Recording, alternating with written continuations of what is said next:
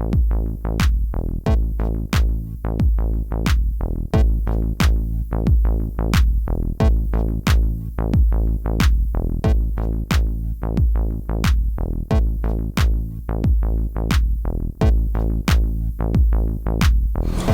dia. Bom dia, bom dia, bom dia. Eu sou a Camila. Eu sou uma mulher cega, usuária de cão-guia. O cão que me acompanha hoje é o Astor. O Astor é o meu segundo cão-guia. E, sem dúvida nenhuma... Tá funcionando? Tá. Sem dúvida nenhuma, foi como usuária de cão-guia que eu passei a experimentar as maiores discriminações, das mais cotidianas às mais extraordinárias na minha vida. Eu recebi um cão-guia 6 anos depois de ter perdido completamente a visão. Então, dos 15 aos 21, eu era usuária de bengala. Com 21 anos, eu me tornei usuária de cão-guia. E foi quando eu passei a experimentar todas essas discriminações e violências, inclusive diante das instituições judiciais, policiais, e foi a partir dessas experiências que eu me tornei, então, militante pelo movimento das pessoas com deficiência. E eu acho que, com tudo que foi dito nessa manhã, e agora no início da tarde, a gente já deu para perceber que nós, pessoas com deficiência, estamos em todas as partes, diante de inúmeras e distintas profissões, trabalhando em diversas instituições e lugares diferentes, mas ainda tem uma dispersão que faz parte da nossa experiência, que é uma dispersão que faz com que nós nos encontremos muitas vezes isolados uns dos outros, né? E essa dispersão, ela traz para a gente, que tem deficiência, a experiência de que a deficiência, ela é uma coisa rara, que ela é um desafio particular, individual, que deve ser superado, portanto, individualmente. E eu muitas vezes acreditei nisso. E eu até hoje preciso me cuidar para entender que essa experiência não é uma experiência minha, ou não só minha, né? E não cair nessa armadilha. Porque ser uma pessoa com deficiência é muitas vezes uma realidade profundamente estigmatizante. E por isso não me surpreende que muitas pessoas escolham se passar por não deficientes ou que escolham não se identificarem com um grupo de pessoas que é amplamente considerado desafortunado, um fardo, quebrado. E muito ao contrário do que a gente às vezes repete, a deficiência, ela seria mentira se a gente dissesse que a deficiência não é um tema comumente falado ou retratado na nossa sociedade, né? Seria mentira dizer que não há na mídia representações da deficiência, porque a deficiência, como uma metáfora, ela está profundamente presente na mídia e, como história de interesse humano, a deficiência, ela tem um tema quase que mítico.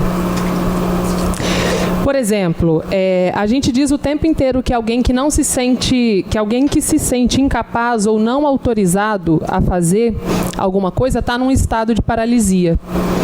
Ou a gente fala da cegueira como se a gente estivesse querendo se referir a uma certa ignorância ou ingenuidade.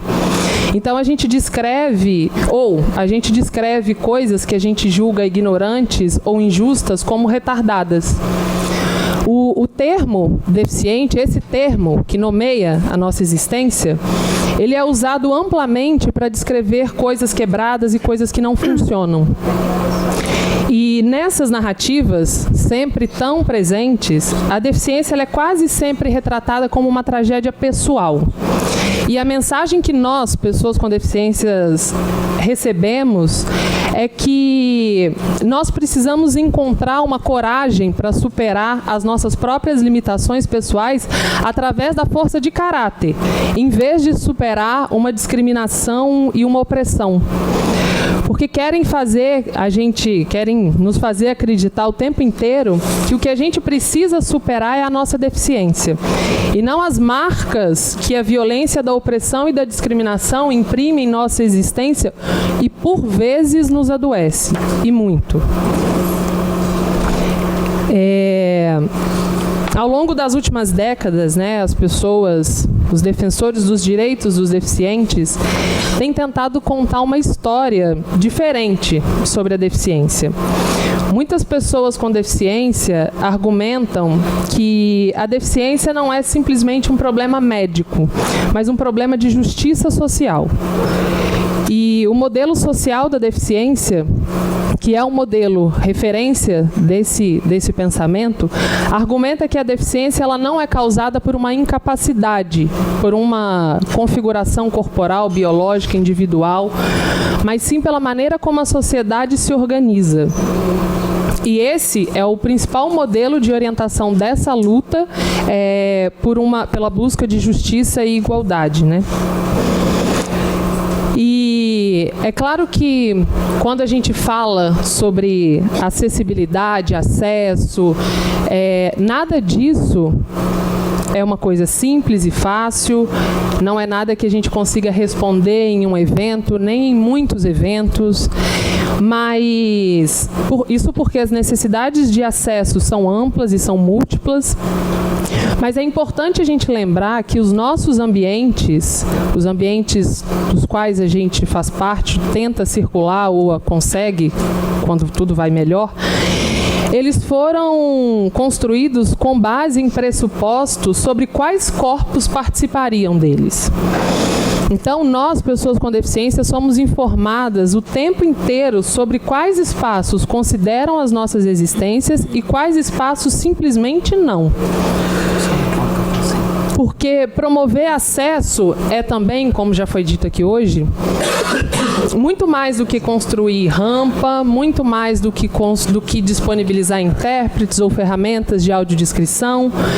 Promover acesso é também considerar quem as nossas sociedades privilegiaram historicamente. E para que tipo de corpos elas foram construídas, As nossas cidades e culturas, elas não se manifestaram organicamente para recompensar certas corporificações em detrimento de outras. Só um minuto. Desculpa, bebi uma água aqui. As nossas cidades, as nossas políticas, as nossas culturas, as nossas leis, elas são feitas por seres humanos, com vieses humanos, cheios de preconceitos embutidos. Então, portanto, a gente precisa se perguntar por que certos corpos foram apresentados como padrão, ao qual outros são comparados em oposição. Isso não é natural, isso é construído socialmente, isso não está dado, e pensar em acesso, pensar em política de acessibilidade, pensar em violência, em opressão, é pensar, inclusive, essa lógica estruturante que mantém a gente nessa posição sempre marginal. O acesso ele não tem a ver somente com o espaço físico, mas o acesso está relacionado com os sistemas econômicos e sociais que estruturam a nossa sociedade, Eu tenho tempo, gente? Como tem mais 6. Tá bem. Fica cada vez mais claro que a deficiência ela não é uma experiência vivida que molda vidas individuais, mas a deficiência é uma ideia que desempenha um papel central na formação de nossas históricas, políticas, culturas, porque a deficiência é uma categoria da diferença. A deficiência, ela não pertence somente às margens, ou à medicina, ou a alguns eventos históricos específicos. Muito pelo contrário, em vez disso, a deficiência, assim como as discussões de gênero, classe e raça, é uma força social que afeta o mundo de maneira muito transversal. O movimento pela justiça para a deficiência, que traz para o centro pessoas negras com deficiência, pessoas pobres, pessoas queer ou de gênero variante, surge em resposta a um movimento da deficiência que organizasse todas essas opressões como intimamente conectadas, porque estão. E hoje a gente está falando disso, né? Então, quem está nessa luta por direitos, quem está na luta pensando em direitos humanos, pensando num mundo diferente, precisa articular a luta com a deficiência necessariamente. Porque a gente sabe que não se trata mais de só nos colocar para dentro da história, de nos colocar para dentro de uma margem que marca quem está dentro e quem está fora, mas se trata também de reiterar a gente nessa história, a gente quem vive a deficiência, e se trata também de, nesse processo, cuidar das feridas que essa desigualdade produz em nossa existência. Por isso, a discussão sobre justiça social envolve necessariamente uma discussão sobre cuidado, porque não basta pôr para dentro. Agora, depois de tantos anos de violência, de opressão e de separação, é preciso pôr para dentro e cuidar. Cuidar dessas marcas que essas violências e opressões fizeram em nós. Pensar, terminando, né?